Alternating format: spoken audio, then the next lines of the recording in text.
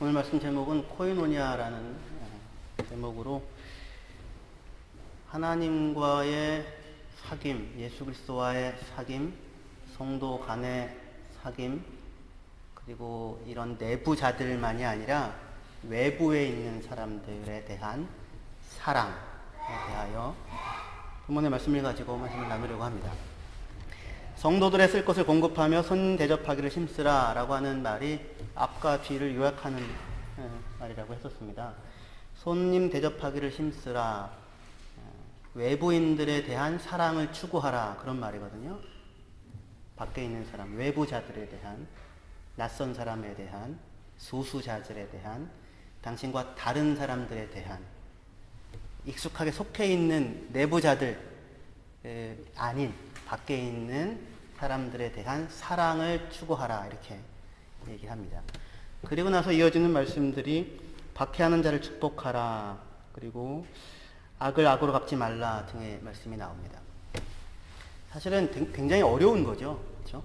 내부자들끼리 사랑하는 것도 어려운데 낯선 사람, 나와 다른 사람을 사랑하는 것은 얼마나 어렵겠습니까? 더군다나 그 낯설고 다른 사람이 내게 호의적인 게 아니라 핍박하고 해코지를 하는 형태의 사람이라고 한다면 굉장히 쉽지 않은 사랑일 것인데, 근데 그것을 추구하라, 이렇게 말씀을 하고 있습니다.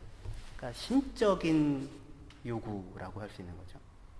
근데 이거는 여기 로마서에만 나오는 게 아니라 성경에 많이 나오죠. 그래서 산상수훈에서도 예수님께서 너희가 너희를 사랑하는 자들끼리만 사랑하면 무슨 유익이 있느냐, 뭐 더하는 게 뭐가 있느냐, 너희에게 인사하는 사람들끼리만 인사하면 이방인들과 세리보다 더, 죄인들보다 더하는 것이 무엇이냐. 그렇죠. 그러니까 성도 간의 교제와 사랑, 성도들의 필요를 채우는 것 중요한데, 근데 너희끼리만 서로 좋아하고 사랑하면 무슨 상급이 있겠느냐, 무엇이 다르겠느냐. 하늘에 계신 하늘 아버지는 그렇지 않다. 의인뿐만 아니라 악인에게도, 선인뿐만 아니라 죄인, 악인에게도 햇빛과 비를 넉넉하게 주시는 분이시다. 그죠? 그래서 이미 하나님께서 그렇게 하시니까 너희도 하늘 아버지의 온전하신 같이 너희도 온전하라 라고 하는 것이 기본적인 성경 어디에서다 확인할 수 있는 하나님의 자녀들이 된 그리스도인들에게 대하여 요구하는 전망입니다. 하늘 아버지의 온전하심처럼 너희도 온전하라. 그러니까 우리는 누구라는 거예요, 그러면? 자녀들이라는 거죠, 자녀들. 그러니까 이 요구는 하나님이 우리 아빠이기 때문에 하시는 겁니다. 우리 괴롭히려고 하시는 게 아니라, 그렇게 인생 쉬운 거 아니야. 쉽게 살 생각하지 말어. 쉽지 않은 거거든. 고생도 직사게 하면서 살아야 되는 거야. 이렇게 그냥 하는 게 아니라 우리 아빠이기 때문에, 사랑하시기 때문에 그렇게 요구를 하는 거예요. 그래서 로마서 12장 우리가 읽었는데 1절도 그렇게 시작되잖아요. 하나님의 모든 자비하심으로 너희를 권하노니, 하나님이 사랑하심으로 당신들을 권합니다. 당신들의 몸을 살아있는 제물로 내어놓으십시오. 이렇게 해요.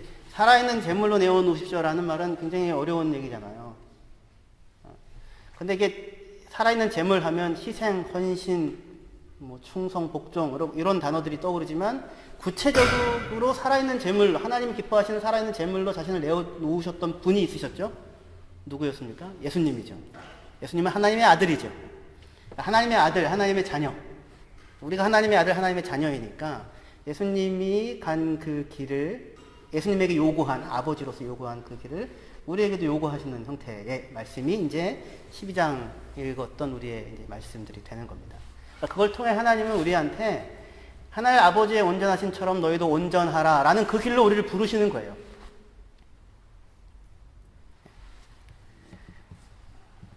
그것이 우리의 부름의 방향이고 목적이고 이유입니다. 교회를 부르셔서 여러분들을 구원하셔서 하나님이 무엇을 하시기를 원하실까요? 이제 귀찮은 일들은 너희들이 다 하여라, 이겁니까? 그렇지 않죠. 그게 아니라 부르셔서 우리에게 가장 귀한 것을 주시려고 하시는 거죠. 아들답게 만드는 것입니다. 그 아들의 형상을 본받게 하기 위하여. 아들의 형상은 예수님이죠. 예수님을 본받는다는 것은 곧 누구를 본받는다는 거예요? 하나님 아버지를 본받는다는 거죠. 하나님 아버지의 온전하심처럼 너희도 온전하라. 이런 형태의 말씀입니다. 그러니까 우리를 성숙시키고 하나님의 영광에 참여하기 위하여 우리를 부르신 거예요. 이게 하나님이 우리를 부르신 목적과 이유입니다. 할렐루야. 이건 대단한 건데요. 대단한 겁니다. 만약에 여러분들 누군가가 눈여겨봐가지고요, 이렇게 큰 극장이나 이런 데로 스카우트 하면 어떨까요? 예, 할렐루야입니까? 지난번에 저희 교회 4부 리그인가요? 5부 리그에서 뛰겠다고 그 축구선수가 오셨던 적이 있었잖아요. 에이전트랑 같이. 근데 무슨 이 바르셀로나나 이런 데에서 감독이나 구단주가 당신 괜찮은데? 내가 재능을 알아봤어. 데리고 가게 되면 어떻게 대박 나는 거잖아요. 그렇죠? 누가 그렇게 하신 거예요? 여러분들을? 하나님이 그렇게 하신 거라고요. 하나님 나의 자녀다. 그래서 하나님의 영광으로 채우시겠다. 그렇게 부르시는 겁니다. 근데 하나님의 영광으로 채우시겠다라고 하는 것에 근데 가장 핵심적인 부분은 뭐냐면 지금 여기 성도 간의 교제, 성도들의 쓸 것을 공급하며 손 대접하기를 힘쓰라가 하나님의 영광에 나타나는 가장 중요한 모습입니다. 아니, 손님 대접하기를 힘쓰는 게 그 별것 아닌 거예요. 낯선 사람, 나와 다른 사람, 내부자가 아닌 외부 사람, 사회적인 약자, 이방인, 나그네, 우고하는 자들을 사랑하고 대접하는 것을 힘쓰라. 이거는 아무나 할 수 있는 게 아닙니다. 그죠? 근데 이거를 누가 해주셨어요? 하나님이 우리를 위하여, 우리를 그렇게 알아보시고, 우리를 대접해 주시는 것을 힘쓰셨잖아요. 그래서 그렇게 하나님의 자녀가 되어진 사람들이 이 길을 가는 거예요. 하나님의 영광에 참여한다고 했는데, 하나님의 영광은 무슨 이렇게 황금빛 보석성에 거기 들어가서 이제 이렇게 누워가지고 발 하나 까딱하지 않고 손가락 하나 까딱하지 않고 생각만 하면 막 다 이루어지는 이런 거는 청소년들 저학년이 꿈꾸는 거고요. 네, 고학년만 해도 이런 건 안 꿈꿉니다. 하나님의 영광은 성경에서 하나님의 영광은 어디에 나타나냐면 예수님의 십자가에서 나타납니다. 예수께서 십자가에 달리실 때 인자가 영광을 얻을 때가 왔도다. 아버지께서 이것을 통해서 영광을 얻으실 것이다. 하나님의 가장 하나님 나오시는 모습이 나타나는 영광스러운 모습, 가장 영광스러운 모습. 그게 어떤 거냐면 소자 하나를 대접할 수 있는 사람, 인격. 아무도 알아주지 않는 사람에게 물 한 잔 건네줄 수 있는 것. 아니, 그게 아니라 죄인인 사람을 위하여 자기의 생명을 내어주고 피를 흘려 그를 건져내는 사랑. 하나님 다우심이죠. 그 내용을 여기 이렇게 포함하고 있는 겁니다. 하나님이 우리를 그렇게 부르십니다. 하나님의 모든 자비하심으로 너희를 권하노니 너희 몸을 하나님이 기뻐하시는 거룩한 산 제물로 드리라. 예수님이 갔던 길을 너희도 가라. 이것이 너희가 들 영적 예배다. 너희는 이 세대를 본받지 말고 이 세대 사람들 힘과 강함과 거대한 것과 세력과 큰 것을 추구하는 사람들과 코이노니아 하지 말고 연합되지 말고 하나님의 선하시고 기뻐하시고 온전하신 뜻, 하나님은 어느 길을 가고 있는지 그 길에 연합되어진 코이노니아를 가지고 있는 사람들이 되어라 라고 해서 그렇게 하나님의 영광을 부르고 있는 거예요. 이 내용을 여기도 있지만 베드로 후서에서 잠깐 확인해 볼게요. 베드로 후서 1장입니다.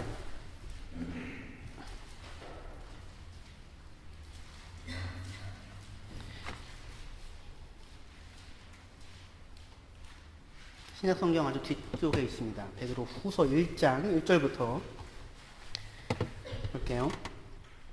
1절부터 7절까지 보겠습니다. 예수 그리스도의 종이며 사도인 시몬 베드로는 우리 하나님과 구주 예수 그리스도의 의를 힘입어 동일하게 보배로운 믿음을 우리와 함께 받은 자들에게 편지하노니. 다시 얘기해서 같은 믿음을 공유한 자들, 코이노니아가 있는 사람들, 같은 믿음 안에 하나님과 구주 예수 그리스도의 의를 힘입어 그것에 참여하는, 코이노니아에 참여하는 그런 사람들에게 편지하노니 하나님과 우리 주 예수를 알므로 은혜와 평강이 너희에게 더욱 많을지어다. 그러니까 은혜와 평강은 열심히 노력해서 생기는 것 아니고 돈 많이 벌어서 생기는 것도 아니고 무슨 직장이 빵빵해져서만 생기는 게 그렇게 생기는 게 아니라 하나님을 알고 우리 주 예수 그리스도를 아는 것으로 은혜와 평강이 우리에게 생긴다고 해요. 그리고 3절이요. 그의 신기한 능력으로 신적인 능력으로 생명과 경건에 속한 모든 것을 우리에게 주셨으니 이미 주셨대요. 그렇죠? 이미 생명과 경건에 속한 모든 걸 하나님께서 신기한 능력으로 신적인 능력으로 우리에게 이미 주셨습니다. 이는 자기의 영광과 덕으로서 우리를 부르신 이를 알므로 말미암음이라. 하나님이 누구인지 알면 알수록 이 주어진 것이 무엇인지를 더 깊이 알게 된대요. 그래서 4절 이로써 그 보배롭고 지극히 큰 약속을 우리에게 주사 이 약속으로 말미암아 너희가 정욕 때문에 세상에서 썩어질 것을 피하여 신성한 성품에 참여하는 자가 되게 하려 하셨느니라. 신성한 성품. 신성한 형제 어딨죠? 그 성품? 예전 번역은 신의 성품입니다. 신의 성품. 예, 신의 성품에 참여한다. 신의 성품, 신성한 성품. 하나님의 성품. 하나님의 본성 이렇게 번역하는 것도 있어요. 왜냐하면 그 피지스라는 단어가 나투라라는 단어거든요. 하나님의 본성에 참여하게 한대요. 근데 참여한다는 말이 코이노니아예요. 하나님의 본성을 공유하는 그분의 것을 나의 것으로 누릴 수 있는 거기에 참여하는 우리가 하나님이 되는 건 아닌데 하나님의 것에 참여할 수는 있는 겁니다. 그래서 이미 그것을 우리에게 주신 거예요. 하나님의 것을 우리의 것으로 코이노니아라는 건 그런 거잖아요. 공유잖아요. 공유. 그죠? 부부는 서로 공유하죠. 집 문 열고 들어갔는데 이 방은 남편 방, 이 방은 아내 방. 그리고 서로 그렇게 하고 밥 먹을 때 잠시 만났다가 다시 또 남편 방, 아내 방. 같은 공간을 점유하고 있을 뿐이지만 공유는 아니죠. 같이 자는 거잖아요. 같이 삶을 공유하는 거죠. 모든 것을 함께 나누죠. 어려움이든 기쁨이든. 코이노니아라는 게 그런 거라고요. 썸을 타는 게 아니라. 좋을 때만 좋아하고 싫어하면은 헤어지는 게 아니라 나는 너와 결혼하였다라고요. 하나님의 모든 것들을 우리에게 이미 주셨대요. 그러니까 주셨다는 말이 가능해지는 거예요. 하나님의 것에 참여시킨 거예요. 공유가 이루어진 거예요. 하나님께서 그렇게 하셨어요. 예수 그리스도 안에서. 그걸 자꾸 알아가라고 하는 거예요. 알아가면 알아갈수록 그것을 더욱더 깊이 누릴 수 있게 되어지니까 하나님의 목적은 뭐냐면 우리를 하나님의 본성에 참여시키신대요. 그 하나님의 본성, 다시 하나님의 영광이죠. 그 영광이 뭐예요? 십자가죠. 예수 그리스도의 십자가. 죄인을 위하여 십자가를 지시는 하나님이. 그래서 그 뒤에 그 신의 성품에 참여하는 자가 되게 하려 하셨느니라. 5절 그러므로 너희가 더욱 힘써라는 말은 부지런히라는 말입니다. 부지런히라는 말이 그 우선순위가 분명한 것이라고 했었잖아요. 그 로마서 12장에 여러 번 나오죠. 부지런하여 게으르지 말고 열심히 품고 주를 섬기라. 힘써서 우리가 부지런히 해야 하는 것이 무엇이냐면 너의 믿음의 덕을, 믿음이 1번입니다. 믿음에서 모든 게 시작돼요. 믿음의 덕을, 덕의 지식을, 지식의 절제를, 절제의 인내를, 인내의 경건을, 경건의 형제의 우애를, 형제의 우애에 사랑을 더하라. 여기가 이제 하나님의 신성, 하나님의 본성에 참여하는 겁니다. 마지막 자리가 뭡니까? 사랑이에요, 사랑. 형제의 우애에서 내부적으로 속한 성도 간의 코이노니아에서 그것을 넘어서서 낯선 사람, 이방인들, 나그네들, 우고하는 자들, 아무 힘이 없는 사람들, 누구도 돌보지 않는 사람들, 원수들, 죄인들, 연약한 사람들, 우리가 그렇게 그 자리에 있었던 그 모습에 있었던 사람들을 향한 사랑에까지 나아가게 되는 형태입니다. 믿음에서부터 인내를 거쳐서 형제의 우애를 거쳐서 사랑에 이르게 됩니다. 그렇죠? 하나님의 성품이, 신의 성품이요. 로마서 12장에는 근데 어떻게 됐어요? 사랑부터 시작하죠. 사랑에는 거짓이 없나니 악을 미워하고 선에 속하라. 사랑부터 시작해서 형제를 사랑하고 우애하기를 먼저 하며 형제 사랑, 사랑에서 형제 사랑으로 넘어가서 환난 중에 인내하며 인내를 거쳐서 그리고 성도 간의 교제, 이방인과 낯선 사람을 향한 또 사랑으로 다시 이렇게 돌아오게 되죠. 그러니까 같은 이야기를 다른 방향에서 지금 이렇게 쓰고 있는 것입니다. 베드로후서 1장 조금 더 읽을게요. 8절부터 10절이요. 이런 것이 너희에게 있어 흡족한즉 너희로 우리 주 예수 그리스도를 알기에 게으르지 않고, 로마서 12장에서도 게으르지 말고 주님 섬기라 그랬는데 주님 섬기는 방법이 뭐예요? 길이 뭐예요? 열심히 무슨 다른 일을 하는 게 아니라 이것을 채우는 거죠. 이것의 열매를 맺는 거죠. 맺히는 사람이죠. 그래서 게으르지 않고 열매 없는 자가 되지 않게 하려니와 이런 것이 없는 자는 맹인이라 멀리 보지 못하고 그의 옛 죄가 깨끗하게 된 것을 잊었느니라. 그러므로 형제들아 더욱 힘써. 이것도 똑같이 부지런하여 그런 뜻입니다. 너희의 부르심과 택하심을 굳게 하라. 너희가 이것을 행한즉 언제든지 실족하지 아니하리라. 이렇게 말씀하고 있습니다. 열심히 하랍니다. 게으르지 말고 부지런히. 뭘 하래요? 하나님의 성품에 참여하는 이 길을 가라는 거죠. 형제 우애와 사랑이라고 하는 이 길을 가라는 겁니다. 신의 성품에 참여한다는 말은 제일 마지막에 구체적으로 그렇게 나오죠. 형제 우애에 사랑을 더하라. 이렇게요. 형제 우애에 사랑을 더하라. 베드로 후서에서는 그렇게 이야기하는데 로마서 12장 우리가 읽었던 본문 다시 볼게요. 로마서 12장 13절에는 성도들의 쓸 것을 공급하며 손 대접하기를 힘쓰라 라는 얘기랑 같은 얘기입니다. 같은 얘기예요. 성도들의 쓸 것을 공급하며가 성도들 간의 코이노니아를 이루며 다시 그래서 형제끼리 우애하며 라는 얘기죠. 그 다음에 손 대접하기를 힘쓰라. 그것이 사랑, 아가페, 낯선 사람들, 외부인들, 사랑받을 가치가 없어 보이는 사람들, 아니 오히려 너를 핍박하고 조롱하는 사람들, 그렇죠? 그들을 축복하는 그런 아가페 사랑에 대한 말씀을 하고 있는 것입니다. 그러니까 12장, 로마서 12장 13절 그리고 그 전후의 내용은 쉽게 얘기하면 성도들 간에 코이노니아를 이루고 성도 아닌 사람들이죠. 그리스도 밖에 있는 사람들, 외부자들을 향하여서 사랑을 따라 살아가라 이렇게 얘기를 하는 겁니다.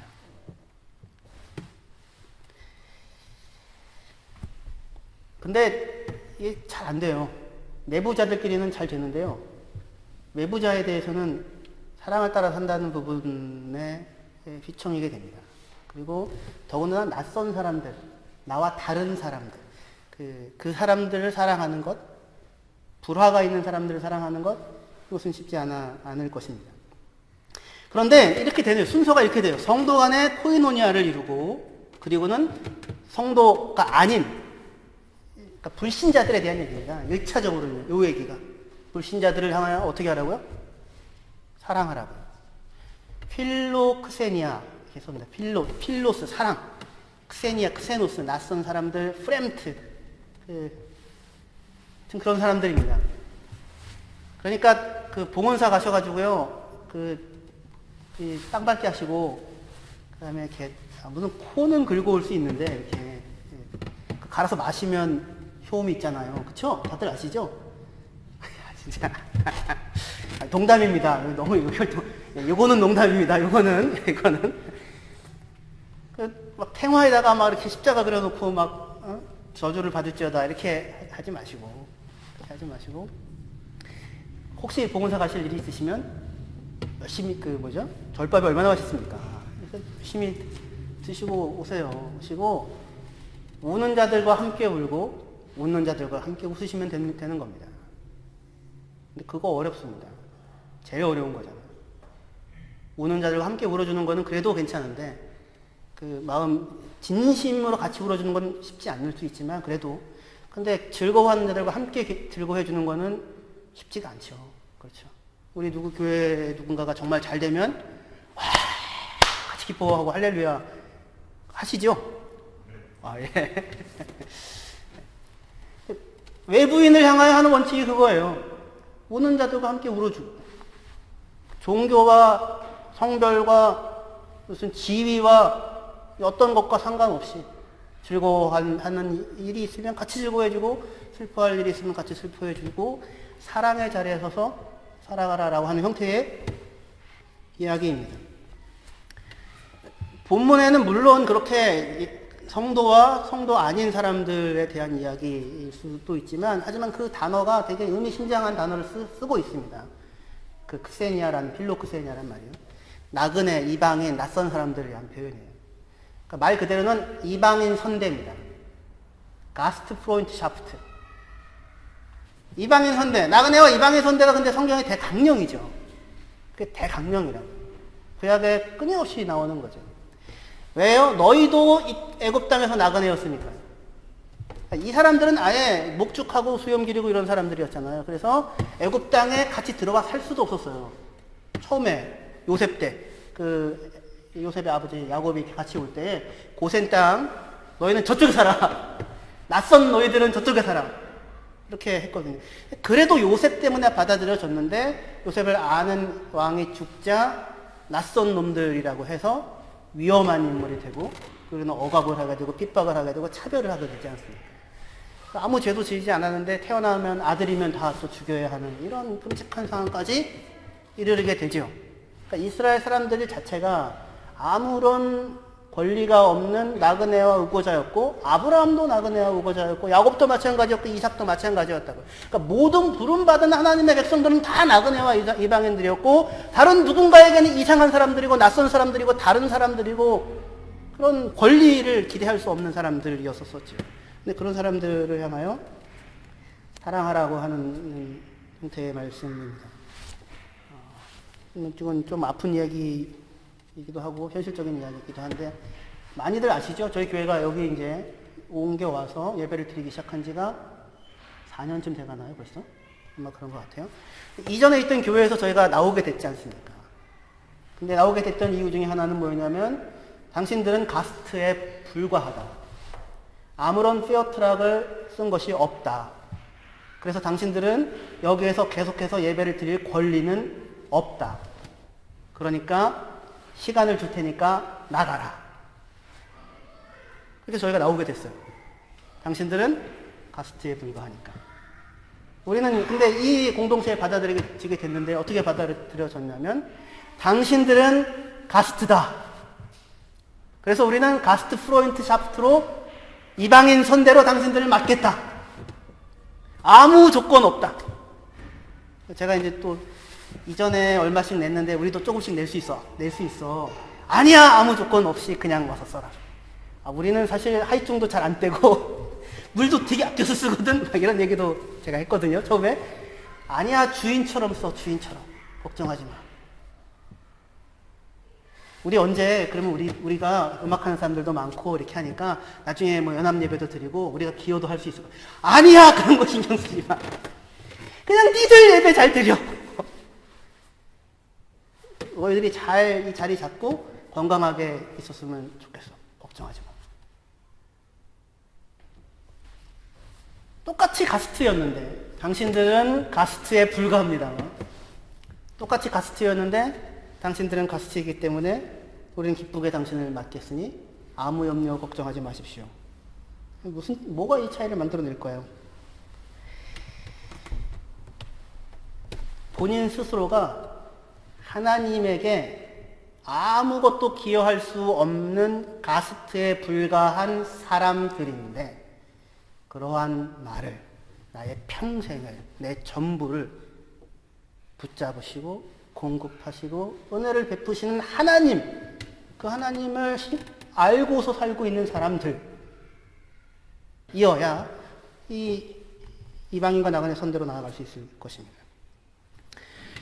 그리스도 예수 안에 있는 사람이라면, 예수와 코이노니아가 이루어져 있는 사람이라면 그 안에는 반드시 밖에 있는 누군가를 향한 사랑이 나타나야 하는 것입니다. 그렇게 나타납니다. 예수와 코이노니아가 이루어진 사람이라면 반드시 밖에 있는 타인을 향한 사랑이 나타나야 하는 것입니다.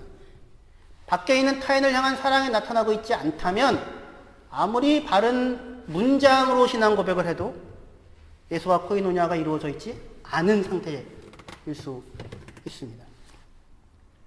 기독교인이 저지르는 실수 중에 하나가 뭐냐면 자신들이 진리를 가지고 있다는 생각에서 그것을 가지고 있지 않은 사람에게 폭력적이 된다는 겁니다.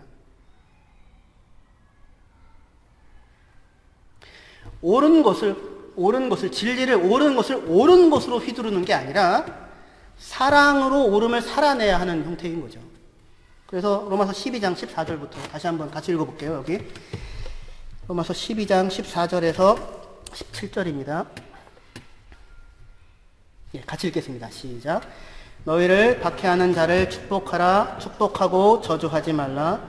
즐거워하는 자들과 함께 즐거워하고 우는 자들과 함께 울라. 서로 마음을 같이하여 높은 데 마음을 두지 말고 도리어 낮은 데 처하며 스스로 지혜 있는 채 하지 말라. 아무에게도 악을 악으로 갚지 말고 모든 사람 앞에서 선한 일을 도모하라. 여기 너희는 누구예요? 그리스도인들이죠. 그리스도인들, 우리 진리를 갖고 있다는 우리, 예수 그리스도와 코이노니아가 이루어졌다고 하는 우리인데, 높은 데 마음을 두지 말고 낮은 데 처하고 스스로 지혜 있는 채 하지 말라고 합니다. 자기 쪽에서 지혜 있다고 얘기하지 말라요. 요 말씀은 다음 주에 잠언이랑 신명기 말씀 가지고 다시 더 이어서 할 거예요. 너희를 박해하는 자를 축복하라, 축복하고 저주하지 말라. 근데 박해는 왜 발생합니까? 내가 높은 자리에 서 있다고 여길 때, 그리고 다른 누군가는 낮은 자리에 있을 때 박해가 발생하죠. 내가 옳고 정당하다고 여길 때, 다른 사람은 그렇지 않다고 생각할 때 그 누군가에게 폭력적이 됩니다. 그러니까 자주 하는 실수가 진리를 가지고서 사람을 경멸하는 것입니다. 근데 기독교인들인 우리가 가지고 있는 진리는 뭐예요? 우리는 어떤 진리를 갖고 있습니까? 진리의 말씀. 하나님이 사랑이시라는 거잖아요. 하나님이 세상을 이처럼 사랑하사. 진리지 않습니까? 그게 우리 진리의 말씀. 하나님이 누구를요? 세상을 이처럼 사랑하사요. 우리가 아직 연약할 때에 기약대로 그리스도께서 경건치 않은 자를 위하여 죽으셨도다가 진리예요. 그렇죠? 우리가 믿는. 근데 그거 갖고 사람을 팬다고요. 우리가 아직 죄인 되었을 때에 그리스도께서 우리를 위하여 죽으심으로 하나님께서 우리에게 대한 자기의 사랑을 확증하셨느니라. 이게 진리의 말씀이죠. 우리가 아직 죄인 되었을 때, 아무것도 모를 때 그리스도께서 우리를 위해 죽으심으로 하나님이 우리에 대한 자기 사랑을 말로 한 게 아니라 사랑을 행하셨죠. 그래서 그 안으로 불러 들이셔서 내가 사랑을 받았구나 알게 하셨죠. 진리 가운데 이미 놓여져 있는 자기 자신을 발견하게 하시죠. 그죠? 진리를 진리로서 전하는 게 아니라, 옳은 말을 옳은 말로 하는 게 아니라.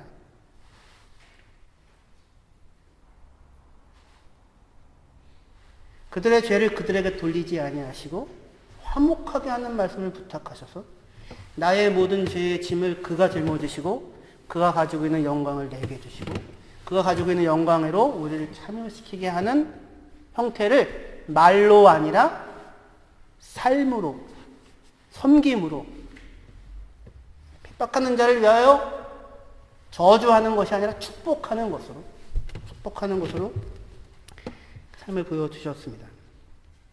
사랑을 나타내 주셨습니다. 예수님의 사랑, 주께서 우리를 사랑하시는데, 사랑이라고 얘기하면 감정적인 말만 떠올라서 잘 감이 안 오는데요. 예수님께서 우리를 사랑하시는 사랑은 예수님께서 저와 여러분들과 코이노니아를 이루셨다, 이렇게 생각하시면 굉장히 좋으실 것 같습니다. 코이노니아.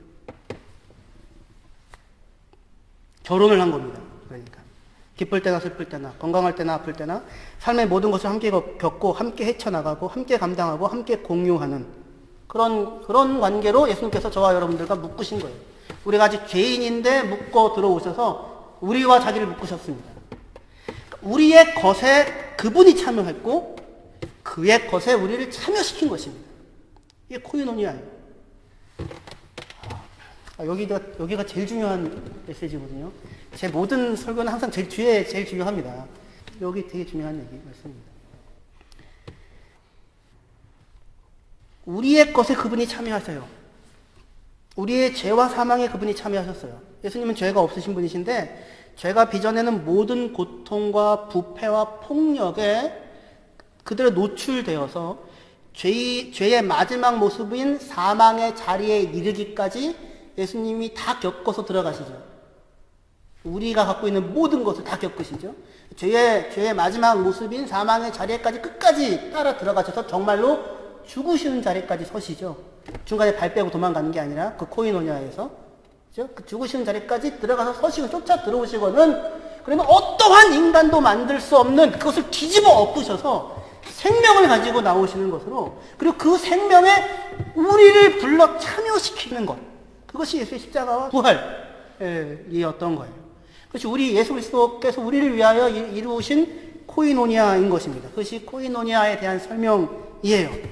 그분이 우리의 모든 짐을 그의 어깨에 짊어지시고 그분이 가지고 있는 모든 것을 우리에게 허락하신 것입니다. 베드로전서 5장 7절에 이렇게 말씀하세요. 너희 염려를 다 주께 맡기라. 이는 그가 너희를 돌보심이라. 너희 염려를 다 주께 맡기라. 이는 그가 너희를 돌보십니다. 여러분들의 모든 염려를 주님께 맡기실 수가 있어요. 그러니까. 왜냐하면 코이노니아가 이루어져 있는 사람이니까. 제가 어려운 일들, 힘든 일이 있어서 여러분들한테 얘기하면 여러분들 어떻게 해주시겠어요? 기도해 주시겠죠. 그죠? 그리고 여러분들이 도우실 수 있는 일이 있으면 도와주려고 하겠죠. 왜요?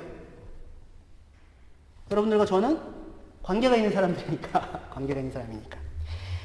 너희 모든 염려를 주께 맡기라. 이는 그가 너를 돌보심이라. 돌본다는 말이 뭐냐면 너의 일은 그분의 일이기도 하다. 너에게 일어나는 모든 일은 그분에게도 관련되어져 있는 일이다 이겁니다. 그러니까 제가 여러분들에게는 제 힘든 일을 얘기할 수 있을 텐데 최근에 저에게도 지금 해결해야 될 문제가 있는데 해결할 수 있는 방법이 없어요. 제 능력을 벗어나는 일이에요. 염려가 됩니다. 생각만 해도 염려가 돼요. 제가 그 얘기를 하면 여러분들은 어떻게 하실까요? 같이 염려해 주실 수 있겠죠. 근데 제가 지나가는 사람한테 얘기를 하면요. 나와 당신과 남자여 나와 무슨 상관이 있나이까? 그렇게 하시겠죠. 근데 이게 그 단어예요, 그 단어. 무슨 상관이 있나이까?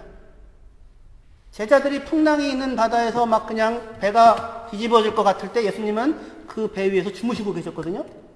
제자들이 막 깨웁니다. 예수님! 우리가 지금 죽게 된 이 상황이 당신과는 아무런 상관이 없습니까? 예수님이 일어나서 무슨 소리야 상관이 있지. 잠잠하라 고요하라. 그분에게 우리에 대한 모든 일들, 우리와 관련된 그 어떠한 일들도 다만 나의 문제가 아니라 그분의 문제이기도 하다고요. 그분에게 관련된 일이기도 하다고요. 그래서 그분에게 너의 모든 염려들을 다 맡기라고 할 수 있는 겁니다. 제 아내에게 제 모든 염려를 다 맡길 수 있고요. 제 아내도 저에게 모든 염려를 다 맡길 수 있어요. 왜냐하면 우리는 서로 코이노니아니까, 한 몸이니까, 서로 상관이 있는 사람이니까, 내 일이 그의 일이고 그의 일이 나의 일이기도 하니까, 모든 것에 참여하는 사람이니까, 함께 살고 함께 죽는 사람이니까. 근데 주님이 우리에게 대해서 그러신 분이시라고요. 너의 모든 염려를 주께 맡겨버리라. 왜냐하면 너에게 속한 어떠한 일도 그분의 일이 아닌 것이 없다고요. 그와 관련된 일이라. 똑같은 이미지가 그거죠. 수고하고 무거운 짐진 자들아 다 내게로 오라. 내가 너희를 쉬게 하리라. 나는 마음이 온유하고 겸손하니 나의 멍에를 메고 내게 배우라. 그리하면 너희 마음이 쉼을 얻으리니 이는 내 멍에는 쉽고 내 짐은 가벼움이라 하여. 수고하고 무거운 짐진 자들아 다 내게로 오라. 이런 얘기는 예수님만이 할 수 있는 거예요. 그죠? 근데 예수님이 그렇게 하신다고. 누구에게? 수고하고 무거운 모든 짐을 지고 있는 사람들에게. 나에게 와라. 너의 일이 너의 것이 아니라 너의 짐만이 아니라 나의 짐이다. 내가 너희를 쉬게 하리라. 내 멍에를 메고 내게 배우라. 내 멍에는 뭐예요? 예수님이 지어주는 멍에가 아니라 예수님이 지고 있는 멍에입니다. 한 멍에 아래 소가 2개가 붙는 거예요. 예수님이 이 멍에를 지고 있고 그 멍에 밑에 우리를 부르시는 겁니다. 그래서 그 짐을 같이 지고 가는 거예요. 수고하고 무거운 짐진 자들아 다 내게로 오라. 내가 너희를 쉬게 하리라. 그래서 우리의 짐을, 우리의 수고를, 우리의 무거운 짐을, 모든 염려들을 그분에게 맡길 수 있고, 왜냐면 그의 일이니까.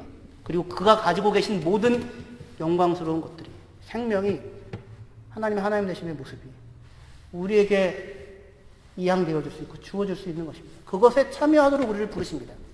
그렇기 때문에 우리의 삶은 환난과 고통이라는 말로 표현됩니다. 아들의 영광에 참여하기 위하여 고난도 받아야 할지니라죠. 그와 공동상속자가 되기 위하여. 예수님 닮아야 하니까. 예수님 닮아야 하니까는 나중에 또 시간을 내서 차근차근 또 말씀을 드릴 텐데, 하지만 여러분들이 알고 있는 단어로 예수님 닮아야 하니까. 하나님의 영광에 참여해야 하니까.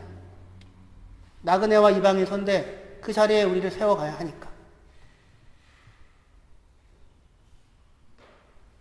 왜 이렇게 하나하나 빚어가시는 것입니다. 그렇게 예수 그리스도가 짐지어지고 있는 인생이 우리의 인생입니다. 할렐루야. 그러니까 모든 염려를 다 주께 맡기십시오.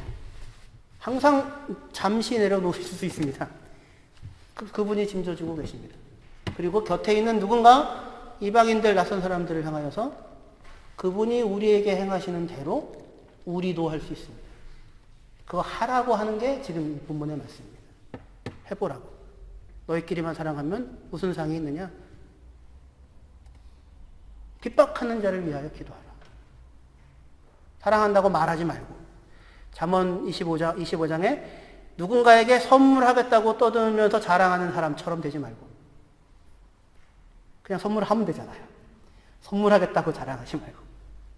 기도하겠습니다. 이게 참 애매한 말인 것 같아요. 기도하겠습니다 하지 말고 기도를 하고 있으면 되죠.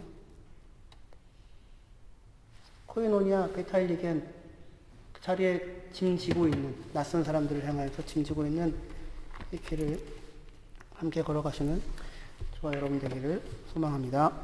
기도합시다. 하나님 아버지 은혜와 사랑을 감사합니다. 수고하고 무거운 짐진 자들아 다 내게로 오라. 내가 너희를 쉬게 하리라.